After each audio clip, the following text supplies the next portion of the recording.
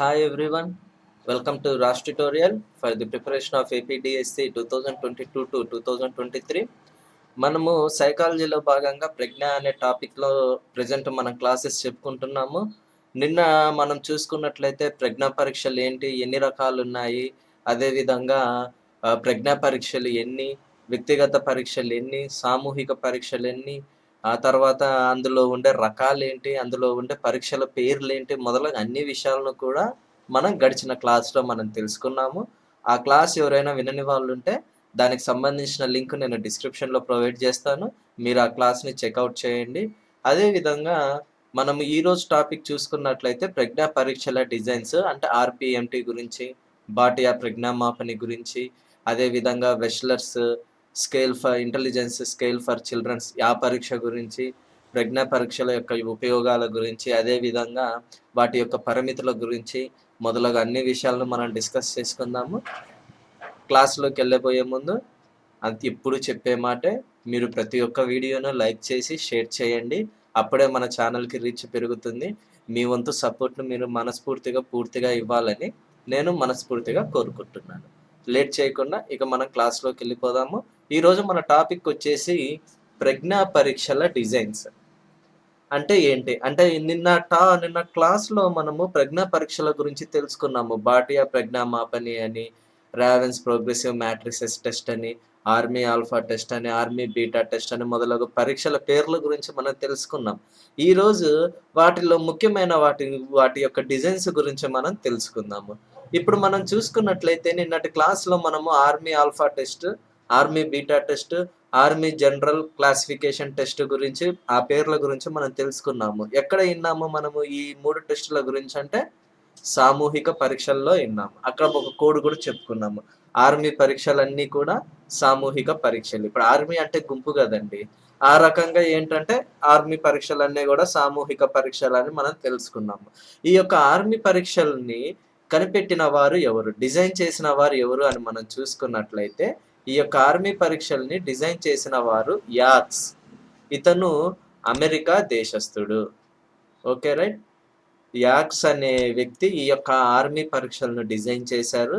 ఇతను వచ్చేసి అమెరికా దేశానికి చెందినవాడు. సైకాలజీలో ఖచ్చితంగా రచయితలు, పుస్తకాలు, అదేవిధంగా వారి యొక్క దేశము చాలా ముఖ్యము. కాబట్టి అందుకే ప్రతిసారి ఏ రచయిత వచ్చినా కూడా పక్కన వారి యొక్క దేశం గురించి నేను మెన్షన్ చేస్తున్నాను. కాబట్టి మీరు ఖచ్చితంగా యాక్స్ అమెరికా దేశస్థుడు అని మీరు గుర్తుపెట్టుకోండి. Okay right. మనము మొదటి పరీక్షలోకి వెళ్దాము. ఏంటి ఆర్పిఎంటి. ఆర్పిఎంటి యొక్క ఫుల్ ఫామ్ ఏంటి అని మనం చూసుకున్నట్లయితే రావెన్స్ ప్రోగ్రెసివ్ మ్యాట్రిసెస్ టెస్ట్. అంటే ఎగ్జామ్ పాయింట్ ఆఫ్ వ్యూలో ఆర్పిఎంటి యొక్క వివరణ ఈ విధంగా అంటే అవకాశం ఉంటే మనకు సులభంగా పేపర్ వస్తే ఇలాంటి అబ్రివేషన్స్ కూడా అడిగే అవకాశం ఉంటుంది. ఆర్పిఎంటి అంటే ఏంటి అని మనం చూసుకున్నట్లయితే ravens progressive matrices test. Design చేసిన వారు ఎవరు అంటే ముగ్గురు వ్యక్తులమ్మ. జే రావెన్, జేసి రావెన్, జేహెచ్ కాస్ట్. ఇందులో జే రావెన్, జేసి రావెన్ వీరిరువురు కూడా జర్మనీ దేశానికి చెందినవారు.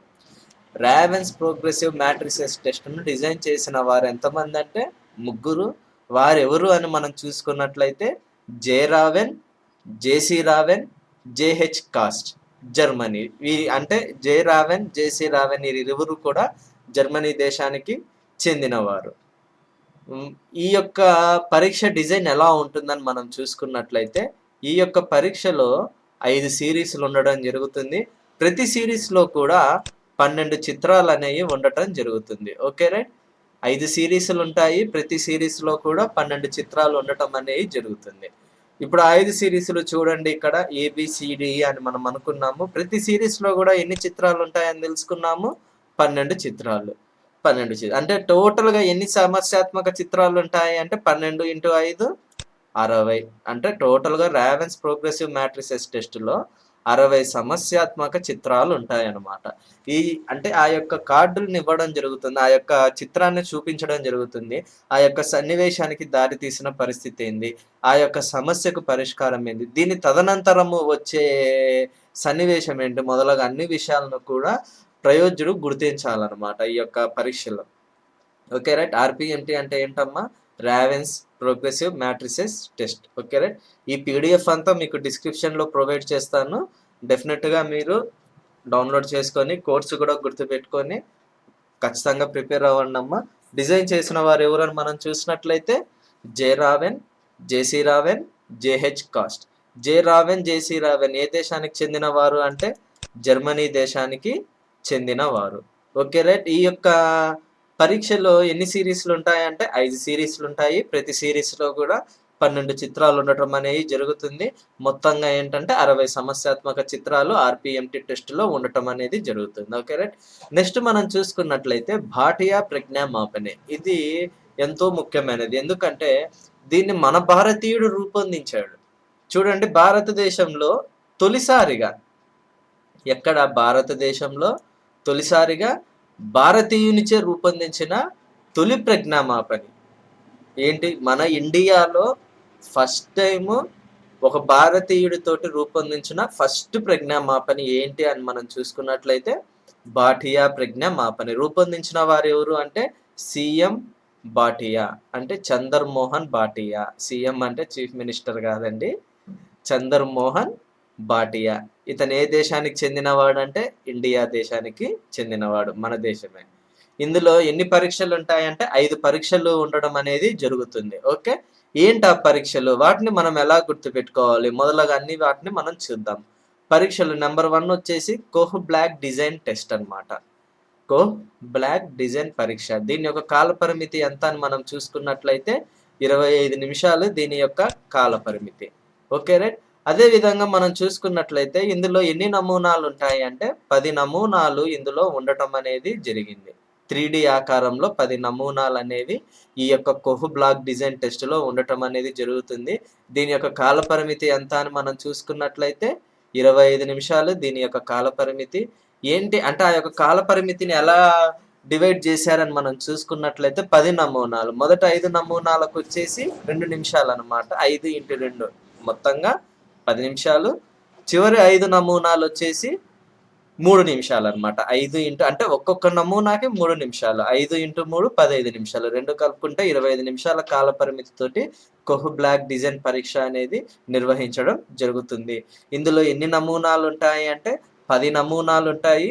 3D ఆకారంలో ఉంటాయి. దీని యొక్క కాల పరిమితి వచ్చేసి 25 నిమిషాలు. మొదటి నమూనాకు వచ్చేసి మొదటి 5 నమూనాలలో వచ్చేసి ఒక్కొక్క నమూనాకి 2 నిమిషాలు కేటాయించడం జరిగింది. 5 × 2 10 నిమిషాలు. చివరి 5 నమూనాలలో ఒక్కొక్క నమూనాకి 3 నిమిషాలు కేటాయించాల్సి వచ్చింది. మొత్తంగా 15 నిమిషాలు. అంటే టోటల్గా కాల పరిమితి ఎంత? కోహ్ బ్లాక్ డిజైన్ పరీక్ష యొక్క కాల పరిమితి ఎంత అని మనం చూసుకున్నట్లయితే 25 నిమిషాల కాల పరిమితి ఈ యొక్క కోహ్ బ్లాక్ డిజైన్ పరీక్షకు నిర్వహించడం అనేది జరుగుతుంది. సెకండ్ వచ్చేసి Alexander pass along test. Okay right.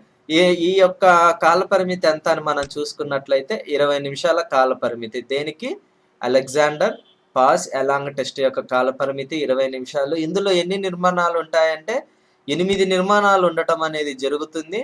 అన్నీ కూడా 2D ఆకారంలో ఇది ఉండటం జరుగుతుంది. కోహ్ బ్లాక్ డిజైన్ పరీక్షలో ఎన్ని నమూనాలు ఉన్నాయి? 10 నమూనాలు. ఏ ఆకారంలో ఉన్నాయంటే 3D ఆకారం. అలెగ్జాండర్ పాస్ అలాంగ్ టెస్ట్లో 8 నిర్మాణాలు ఉన్నాయి. ఏ ఆకారం అంటే 2D ఆకారము. ఇక్కడ మనం చూసుకున్నట్లు దీని యొక్క కాల పరిమితిని ఎలా డివైడ్ చేశారంటే మొదటి 4 నమూనాలకు వచ్చేసి 2 నిమిషాలు కేటాయించారు, అంటే 8 నిమిషాలు.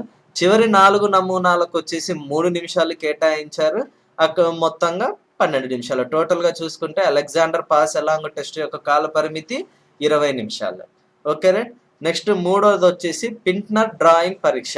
మీకు ఇందులోనే ఉంది, డ్రాయింగ్ అంటే డ్రా చేయడం. ఓకే రైట్, గుర్తుపెట్టుకుని పింట్నర్ డ్రాయింగ్ పరీక్ష. దీని యొక్క కాల పరిమితి ఎంత అని మనం చూసుకున్నట్లయితే 20 నిమిషాలు ఉంటుంది. అంటే ఇది ఏంటి ఈ యొక్క పరీక్ష అంటే చెయ్యి ఎత్తకుండా గీయడం అనేది జరగాలి. చిన్నప్పుడు మనం చూస్తుంటాం అనమాట, క్లాస్లో కానీ తోటి పిల్లలు అరే చెయ్యి ఎత్తకుండా గీరా అంటారు. ఆ ఇద్దో అని చెప్పేసి అది ఎలా ఉంటుందంటే నేను చూపిస్తాను చూడండి, ఒక్క నిమిషం. చిన్నప్పుడు మనం చూసుకారే చెయ్యి ఎత్తకుండా గీయాలరా అంటే మనం ఇట్లా ఇదేమంటారు, ఒక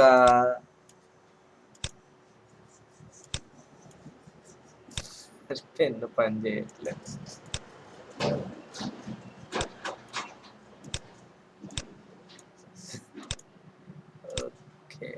సారీ, డ్రాలో చూడాలి, మర్చిపోయాను. ఆ!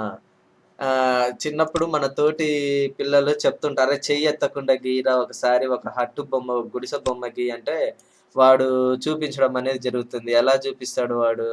ఈ ర ఈ ఈ రకంగా ఇట్లా ఏసి, ఇలా ఏసి, ఇలా ఏసి, ఇలా ఏసి, ఇలా ఏసి, ఇలా ఏసి, ఇలా చూడండి నేను చెయ్యెత్తకుండా గీశాను అని చూపించడం అనేది జరుగుతుంది. ఈ రకంగా ఇలాంటి ఇలాంటి దీన్నే ఏమని పిలుస్తారంటే పింట్నర్ డ్రాయింగ్ పరీక్ష అని పిలవడం జరుగుతుంది. 8 లైన్ పిక్చర్స్ అనేవి ఉండటం అనేది జరుగుతుంది ఇందులో. దీనికి కాల పరిమితి వచ్చేసి 20 నిమిషాలు. ఇందులో ఎలాంటి కాల పరిమితిని విడగొట్టడం అనేది జరగలేదు. నెక్స్ట్ మనం చూసుకున్నట్లయితే తక్షణ స్మృతి పరీక్ష. ఇందులో ఎలాంటి కాల పరిమితి లేదు. ఇందులోనే ఉంది స్మృతి పరీక్ష. స్మృతి అంటే ఏంటి? తక్షణ స్మృతి అంటే తక్షణం గుర్తు తెచ్చుకోవడం అనమాట. అంటే విన్నవి చెప్పడం. ఇప్పుడు ఎదురుగా ఏబిసిడీలు చెప్తున్నాము, ఏ టు జెడ్ వరకు. ఆ ఇన్నట్టు చెప్పాలి. లేకపోతే జెడ్ నుంచి ఏ వరకు చెప్తున్నాము, ఆ విన్నవి విన్నట్టు చెప్పడం. దీన్ని తక్షణ స్మృతి పరీక్ష అని పిలవడం జరుగుతుంది. కాలపరిమితి విభజన అనేది ఇందులో జరగలేదు. 5వది మనం చూసుకున్నట్లయితే చిత్ర నిర్మాణ పరీక్ష.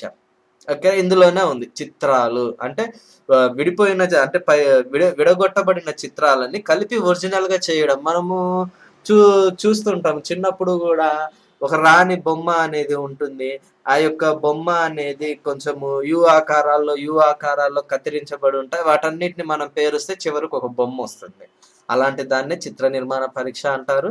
దీని యొక్క కాల పరిమితి మనం చూసుకున్నట్లయితే 17 నిమిషాలుగా ఉండటం జరిగింది. ఈ యొక్క కాలాన్ని ఎలా విభజించారంటే ఇందులో గూడా మొత్తం ఏంటంటే ఎలా ఉంటుంది అని మనం చూసుకున్నట్లయితే ఇందులో 2, 4, 6, 8, 10 ఇలా ఉండటం అనేది జరుగుతుంది. అంటే మొదటి 3కి గూడా 3 నిమిషాలు టైం కేటాయిస్తారు. 3 3లు 9 నిమిషాలు. చివరి రెండిటికి గూడా 4 నిమిషాలు కేటాయిస్తారు. 2 4లు 8. మొత్తంగా చూసుకున్నట్లయితే 17 నిమిషాలు చిత్ర నిర్మాణ పరీక్షకు కేటాయించడం అనేది జరుగుతుంది. ఒకసారి చూడండమ్మా, ఇదంతా భాటియా ప్రజ్ఞామాపని మన యొక్క భారతీయుడు రూపొందించారు. పేరొచ్చేసి సీఎం భాటియా అంటే చంద్రమోహన్ భాటియా. ఇందులో ఎన్ని పరీక్షలు ఉంటాయి అంటే 5 పరీక్షలు ఇందులో ఉండటం జరుగుతుంది. ఏంటయ్యి అంటే కోహ్ బ్లాక్ డిజైన్ పరీక్ష, అలెగ్జాండర్ పాస్ ఎలాంగ్ టెస్ట్, అదేవిధంగా పింట్నర్ డ్రాయింగ్ పరీక్ష, తక్షణ స్మృతి పరీక్ష, చిత్ర నిర్మాణ పరీక్ష. కోడ్ ఏంటి అంటే క్యాప్ టీసీ. సిఏపి అని పెట్టుకోకండి, కేఏపి క్యాప్ టీసీ. రైల్వేలో టీసీ ఉంటారు కదా, టీసీ అని గుర్తుపెట్టుకోండి. కోహ్ బ్లాక్ డిజైన్ టెస్ట్ యొక్క కాల పరిమితి ఇచ్చాను. కాల పరిమితిని విభజిస్తే ఎలా ఉంటుంది, వాటి యొక్క నిమిషాలు ఎన్ని అని తెలుసుకున్నాం. వాటి యొక్క డిస్క్రిప్షన్ గురించి కూడా తెలపడం జరిగింది. ఓకే. నెక్స్ట్ మనం చూసుకున్నట్లయితే విస్క్ అంటే ఏంటి? Wechsler's intelligence scale for children. WISC అంటే ఏంటంటే Wechsler intelligence scale for children. ఏ పిల్లలకు దీన్ని ఉపయోగిస్తారు అని మనం చూసుకున్నట్లయితే ఏ పిల్లలకు ఉపయోగిస్తారంటే 5 నుంచి 15 సంవత్సరాల లోపు పిల్లలకి దీన్ని ఉపయోగించడం అనేది జరుగుతుంది. వాటి యొక్క పిల్లల ప్రజ్ఞను మాపనం చేయడానికి దీన్ని ఉపయోగిస్తారు. ఇందులో ఏంటంటే 10 పరీక్షలు ఇందులో ఉంటాయి. ఏంటయ్యి అని మనం చూసుకున్నట్లయితే శాబ్దిక పరీక్షలు 5 ఉంటాయి, అశాబ్దిక పరీక్షలు 5 ఉంటాయి. వాటి గురించి మనం తెలుసుకుందాం. ఏంటి శాబ్దిక పరీక్షలు? శాబ్దిక అంటే మీకు ముందే చెప్పాను, చదవడం, రాయడం తెలిసిన వారికి ఉపయోగించే పరీక్షలు. వొకాబ్యులరీ అంటే ఏంటి? పదజాలము, ఇన్ఫర్మేషన్ సమాచారము, సిమిలారిటీ సాదృశ్యాలు లేదా పోలికలు, కాంప్రిహెన్షన్ అంటే అవబోధం, అర్థమెటిక్ అంటే అంకగణితం. ఈ 5 కూడా శాబ్దిక పరీక్షలుగా పేర్కొనడం జరిగింది. వీటిని మనం ఎట్లా గుర్తుపెట్టుకోవాలని మనం చూసుకున్నట్లయితే విస్క్లో శాబ్దిక వచ్చేసి విస్కా. Okay right.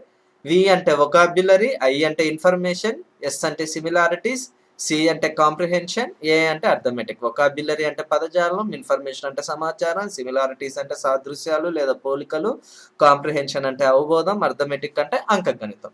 అశాబ్దిక పరీక్షలు ఏమున్నాయి ఇందులో మనం చూసుకున్నట్లయితే చిత్రపూరణ పరీక్ష, చిత్ర క్రమీకరణ పరీక్ష, బ్లాక్ డిజైన్ పరీక్ష, అంకచిహ్న పరీక్ష, వస్తు సమాఖ్య లేదా వస్తు కూర్పు. ఎలా గుర్తుపెట్టుకోవాలి సార్ అంటే చిచి బావ్. Okay right. చిచి భౌ అని గుర్తుపెట్టుకోండి అంతే. చీచీ భౌ లేకపోతే చీచీ బావ. అలా గుర్తుపెట్టుకోండి. అశాబ్దిక పరీక్షలు విస్క్‌లో ఏంటి అంటే వెస్లర్ ఇంటెలిజెన్స్ స్కేల్ ఫర్ చిల్డ్రన్‌లో అశాబ్దిక పరీక్షలు ఏంటంటే చిత్ర పూరణ పరీక్ష. చిత్ర నిర్మాణ పరీక్ష వచ్చేసి మీకిక్కడమ్మా. ఇక్కడికొచ్చేసరికి చిత్ర పూరణ పరీక్ష, చిత్ర క్రమీకరణ పరీక్ష, బ్లాక్ డిజైన్ పరీక్ష, అంక చిహ్న పరీక్ష, వస్తు సమాఖ్య. ఇది ప్రజ్ఞా పరీక్షల డిజైన్స్ అన్నమాట. ఈ యొక్క ప్రజ్ఞా పరీక్షల యొక్క ఉపయోగాలేంటి? ఇందులో పరిమితులేంటని మనం చూసుకున్నట్లయితే, ఉపయోగాలంటే పిల్లల యొక్క ప్రజ్ఞను మాపన చేయడానికి ఉపయోగిస్తాము. అదే విధంగా పిల్లల్లో ప్రతిభావంతుల్ని, మేధావుల్ని గుర్తించడానికి ఉపయోగిస్తాము. అదే విధంగా వారి యొక్క ప్రజ్ఞా స్థాయిని తెలుసుకొని, వాటికి అనుగుణంగా బోధన జరపడానికి బోధన జరిపించుకోవడానికి ఉపయోగపడతాయన్నమాట. ఇయన్నీ జనరల్ కాన్సెప్ట్స్. పరిమితులేంటని మనం చూసుకున్నట్లయితే, ఇందులో సప్రమాణత అనేది తక్కువగా ఉంటుంది. విశ్వసనీయత అనేది తక్కువగా ఉంటుంది. ఇది ఖచ్చితంగా ఇది అని మనం చెప్పలేము. జడ్జ్ చేయలేము. వీటిని అంచనా వేయలేము. అదే విధంగా ఇదేంటంటే సంస్కృతి పరమైనవి. సంస్కృతి ప్రభావము ఉన్న పరీక్షలుంటాయి. సంస్కృతి ప్రభావం లేని పరీక్షలుంటాయి. ఇట్లా వీటి యొక్క పరిమితులనమాట. దీనికి సంబంధించిన లింక్ నేను డిస్క్రిప్షన్‌లో ప్రొవైడ్ చేస్తాను. మీరు మాత్రము ఈ యొక్క వీడియోను లైక్ చేసి, షేర్ చేసి ఛానల్‌కి పూర్తి సపోర్ట్ ఇవ్వాలని మనస్ఫూర్తిగా కోరుకుంటూ I am signing out. By by.